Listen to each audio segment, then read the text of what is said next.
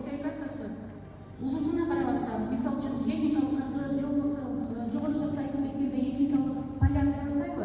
Бул программадан айырмасы улутуна карабастан, эгерде инк жарандарына, мындайча айтканда, берилет, инк этниктүү адамдарга. Ошондой эле Индия мамлекетинин ички иштер министрлигинин берген маалыматына ылайык 17.882.369 чет өлкөлүк жарандар дүйнө жүзү боюнча Индия этниктүү адамдар, орусча айтканда лица индийского происхождения, ошол адамдарды түзөт жана алардын ичинен Осия картага ээ болгондордун саны төмөнкү өлкөлөрдө жайгашкан. Бийинки слайд ачып койсоңуздар. Мамлекеттер жана санын көрсөтүп атышпы. Мына бул жакта өзүңүздөр көрүп атасыздар.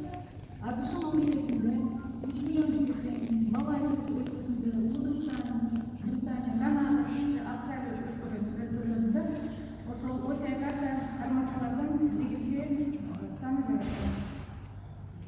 Ошондой эле